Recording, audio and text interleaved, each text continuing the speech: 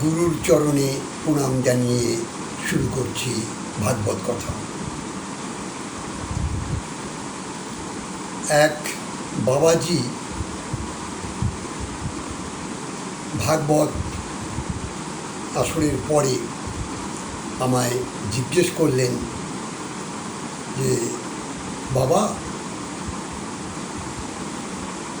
আমাদের বৃদ্ধ কালটা খুব কষ্টের, খুব বেদনাদায়ক। এই বৃদ্ধকাল, বাল্যকাল তো বেশ আনন্দেই কেটে যায়, যৌবনকালটাও বেশ আনন্দেই আমাদের অতিবাহিত হয়ে যায়, কিন্তু এই বৃদ্ধকালটা এমন দুর্বিষহ, এমন মনে হয় নিজেকে নিঃসঙ্গ, একা। এটা খুব প্যাথেটিক।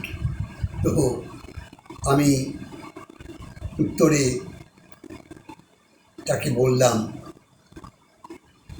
যে বাবা, বৃদ্ধকালটা খুব আনন্দময়। কী বলছেন আপনি? শুনুন, যদি গুরু দীক্ষা মন্ত্র নিয়ে আপনি এই শিক্ষা, গুরুর কাছে শিক্ষা নিয়ে আপনি এই মালা যদি জপ করতে পারেন, এই মালাটাকে যদি আপনি সঙ্গী করে নিতে পারেন, জীবনের সঙ্গী করে নিতে পারেন, তাহলে দেখবেন আর কিছুর প্রয়োজন নেই, কারো প্রয়োজন নেই। স্ত্রী পুত্র পরিজন কে আমায় ভালোবাসছে, কে না ভালোবাসছে, এগুলো আমার দেখবার দরকার নেই। কারণ এই জপের মালায় যদি আপনি সঙ্গী করে নিতে পারেন আপনার বৃদ্ধ বয়সটা, দেখবেন এই নামে প্রেমে একেবারে ভেসে যাবে। আর সদা সর্বদা নাম করুন আর গোবিন্দের চরণ চিন্তা করুন। হরিবল। আর তখন ওই সাথীর কথা, বন্ধু বান্ধব, স্ত্রী পুত্র পরিজন, কারণ প্রয়োজন নেই। কারণ বলবেন যে না, বৃদ্ধকালে আমায় কে দেখবে? আরে যার দেখার সেই দেখবে। যার নাম করছেন, যার চিন্তন করছেন, সে যদি দেখে, তাহলে আর ইহজগতে আমায় কে দেখলো, কে না দেখলো, তার জন্যে এই ভজন সাধন পথে আপনাকে এগোতে হবে।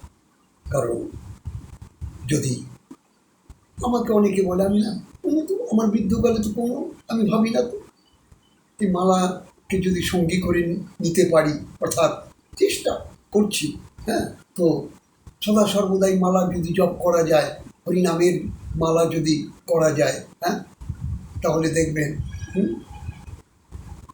আপনার নিঃসন্ন মনে হবে না। আপনি একলা যে ভাবছেন, সেই ভাবাটা আপনার আর কখনো আপনার কাছে আসবেন। তাই আমি সকলকে বলি, সময় থাকতে আপনারা পথে এসে দীক্ষা শিক্ষা নিয়ে আপনারা এই জপ করুন। জপ করলে আপনার একটা নেশা হয়ে যাবে, যে সংখ্যাটা পূরণ না করা পর্যন্ত আমি কি করে। এই লক্ষ লক্ষ নাম যদি আপনি জপ করতে পারেন, কার প্রয়োজন নেই। একা এসেছি, যেতে হবে, বাবা গো, কেউ যাবে সঙ্গে? কেউ না। বন্ধু বান্ধব, স্ত্রী পুত্র পরিজন, কেউ যাবে না। সময় থাকতে ভজন করুন, সময় চলে গেলে আর জয় রাধে, জয় নিতাই। আর যেখানেই বিশ্রাম দিলাম, আপনারা মঙ্গলে থাকুন, ভালো থাকুন। জয় রাধে।